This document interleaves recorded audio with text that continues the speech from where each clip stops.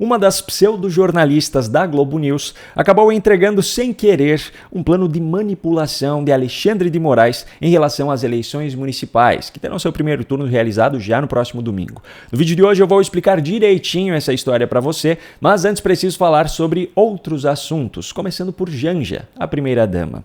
Se o português da amada de Lula já tinha virado motivo de piada na semana passada por conta da trilha que ela tinha abrido. Eu sempre falo que a gente tinha trilhado um caminho, tinha abrido aquele caminho, aquela trilha, e essa trilha se fechou. Agora a coisa ficou ainda pior, porque em um vídeo publicado por ela nas suas redes sociais nesse último final de semana, além de ter mais um erro de português, teve também uma fala em inglês ou alguma língua parecida e ainda uma hipocrisia indescritível. Veja só. Hello, Global Citizens!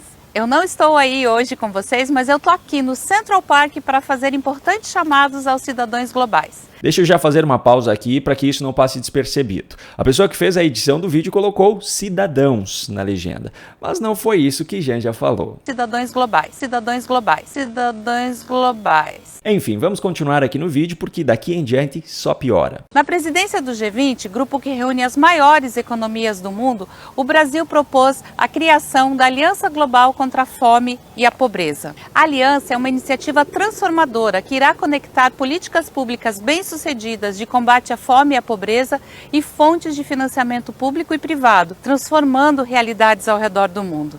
Acabar com a fome e a pobreza é uma responsabilidade de cada um de nós, também incentivando governos e fundos privados de países ricos a investirem na cesta de políticas públicas da Aliança. Em 2025, o Brasil irá sediar a COP30 no coração da Amazônia. Pessoas do mundo todo debaterão sobre o futuro do planeta com os pés naquele território ancestral. Acabar com a fome e a pobreza é uma responsabilidade de cada um de nós, disse Janja, passeando pelo Central Park em Nova York em sua viagem bancada com o dinheiro do povo brasileiro, inclusive o dinheiro daqueles que passam fome, pois não podem deixar de pagar os seus impostos. Acabar com a fome e a pobreza é uma responsabilidade de cada um de nós, disse Janja, a primeira-dama que mentiu sobre o sumiço de imóveis no Palácio da Alvorada e aproveitou essa narrativa para, ao lado do seu marido, comprar outros móveis para fazer a reposição, que não era necessária, mas foi muito conveniente para que itens do mais alto luxo fossem adquiridos com dinheiro do povo brasileiro, como sofá de mais de 60 mil reais, cama de mais de 40 mil reais, entre outros. Acabar com a fome e a pobreza é uma responsabilidade de cada um de nós, disse Janja, a esposa do presidente cujo governo autorizou a captação de mais de 16 bilhões de reais para projetos da Lei Rouanet no ano passado, mas lutou com todas as forças contra a prorrogação da desoneração da folha de alguns setores e agora conseguiu aprovar a lei para possibilitar o confisco do dinheiro esquecido dos brasileiros que não retirarem dentro de 30 dias. Tudo isso sem falar ainda na hipocrisia de discursar sobre ações contra as mudanças climáticas, enquanto o governo não consegue controlar os incêndios aqui no Brasil.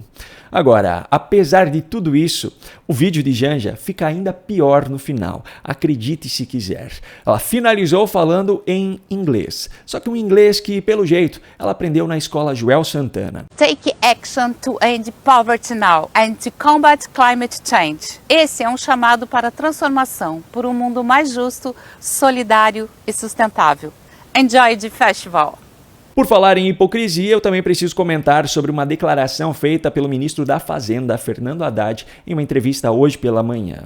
Em meio à repercussão que o descontrole das bets ganhou desde a última semana, por conta de notícias como a de que os beneficiários do Bolsa Família gastaram 3 bilhões de reais em apostas só no mês de agosto desse ano, Haddad culpou nessa segunda-feira mais uma vez o governo Bolsonaro pela situação. Em entrevista à Rádio CBN, na manhã de hoje, Haddad disse, abro aspas, elas, se referindo às casas de aposta, ficaram isentas de impostos durante todo o período do governo Bolsonaro e sem regulação para proteger o apostador. Nós tivemos um período muito ruim em que os jogos cresceram no Brasil, jogos eletrônicos, sem que o Estado interviesse no sentido de proteger a sociedade. Fecho aspas. É fato que o governo anterior não fez essa regulamentação. Só que essa história tem muitos outros capítulos que não são contados agora por Haddad, obviamente porque desmentiriam os seus argumentos utilizados para se isentar da culpa.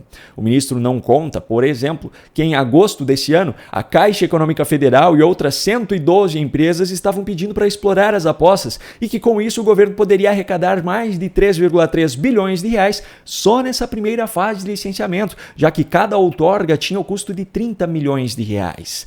Diante desse valor e de todo o montante de impostos que viriam na sequência, Haddad não parecia indignado naquele momento, assim como os parlamentares do PT e de outros partidos da base de Lula não pareciam descontentes quando votaram em peso a favor do projeto de lei que definiu as regras para as apostas. Mas agora, arrependidos, dizem que esse mercado é como abrir as portas do inferno e que os efeitos nocivos foram subestimados por eles. Mas essa é mais uma parte da história que Haddad não conta. Afinal, ele precisa colocar a culpa no outro governo, assim como faz com todo o resto, para tentar esconder o fato de que, mesmo com a sua sanha arrecadatória, o governo Lula não consegue deixar de ser irresponsável e, como consequência, não consegue bater a meta fiscal. Bom, independentemente de quem seja o culpado, o fato é que esse cenário de descontrole nas casas de apostas e jogos de azar é apenas mais uma evidência de que grande parte da população brasileira não tem conseguido lidar por conta própria com a ansiedade, que é considerada como o mal do século. Mas eu tenho uma boa notícia. Com o objetivo de ajudar a reverter esse cenário, um grande parceiro aqui do canal, que é psicólogo, preparou um material muito bacana e agora ele vai explicar melhor para você. Se você sente que a ansiedade está tomando conta da sua vida, coração acelerado, noites mal dormidas, preocupação constante e parece que nada funciona para te trazer tranquilidade, eu entendo exatamente o que você está passando. Meu nome é Felipe Felice, sou psicólogo e especialista em tratamento da ansiedade. E eu quero te falar algo que pode mudar a sua vida para sempre. Eu já ajudei milhares de pessoas a controlarem a ansiedade, como o caso do José, que vivia num estado de apreensão constante e hoje está recuperado. Ou ainda, a Luísa, que há mais de 12 anos vivia com ataques de pânico e hoje em dia está levando uma vida normal. Imagina só, você todos os dias acordando se sentindo calmo, no controle, com a mente tranquila. E o melhor, usando um passo a passo natural e inovador que você pode começar a aplicar hoje mesmo. Eu preparei uma apresentação rápida onde eu compartilho como usar essas estratégias para diminuir a ansiedade e voltar a ter uma vida com paz de espírito. Mas esse vídeo não vai ficar no ar por muito tempo. Então, se você está cansado de viver nessa montanha-russa de preocupações, não deixe para depois. Mais de 50% das pessoas ansiosas acabam desenvolvendo depressão. Então, é algo que você não deve se acostumar. Se você não tomar uma providência, o que acontece é que esse problema tende a piorar cada vez mais. Clique agora mesmo no link na descrição do vídeo ou no comentário fixado e descubra como esse passo a passo pode transformar completamente o seu dia a dia. É uma chance única para você finalmente retomar o controle da sua vida. Então não perca mais tempo. Eu estou te esperando lá. Clique agora no link na descrição e vem comigo. Não perca essa chance, clique no link que eu deixei aqui na descrição desse vídeo e também no comentário fixado. Agora vamos para o assunto de maior gravidade nesse vídeo, se é que parece ser possível diante do que eu já mostrei até aqui. Uma das pseudojornalistas da Globo News e também uma das pessoas que, coincidentemente, sempre tem informações dos bastidores do Supremo, fez um comentário que, se for verdade, revela um plano ilegal de Alexandre de Moraes em relação às eleições municipais. Eliane Cantanhede falava sobre as novas exigências impostas por Moraes ainda no final da semana passada para que a rede social X pudesse voltar ao ar no Brasil. E agora o Supremo devolve. Devolve como? Toda hora o Alexandre de Moraes cria mais uma exigência com mais um prazo. Por sinal, eu fiz uma live no último sábado no YouTube, onde eu falei justamente sobre isso. O X já havia atendido a todas as exigências e havia entregado todos os documentos solicitados por Moraes na última quinta-feira. Só que em vez de liberar a rede social, Moraes impôs novas condições, entre elas aquela multa de mais de 10 milhões de reais. O que garantiria então para o X que, se cumprissem essas novas exigências, Moraes não surgiria ainda com outras, já que havia acabado de fazer isso.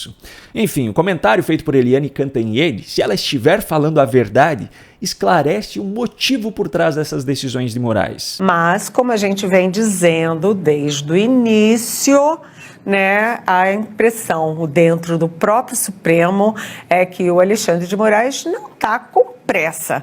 Por quê? Porque o X voltando passa a ser um novo fator complicador nas eleições. né? O X que, com esses perfis que atacam o Supremo, com fake news, podem ter, né, esses perfis e, portanto, o X podem ter interferência negativa nas eleições.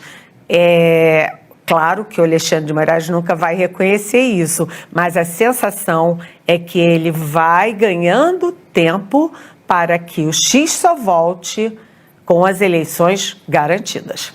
Olha a gravidade dessa situação. Se o que a pseudo-jornalista falou for verdade, Moraes não apenas está agindo ilegalmente contra a empresa de Elon Musk, como ainda está interferindo diretamente no pleito eleitoral de 2024. Ele está mantendo fora do ar uma das redes sociais mais utilizadas no Brasil para garantir as eleições. Vem cá, garantir o quê?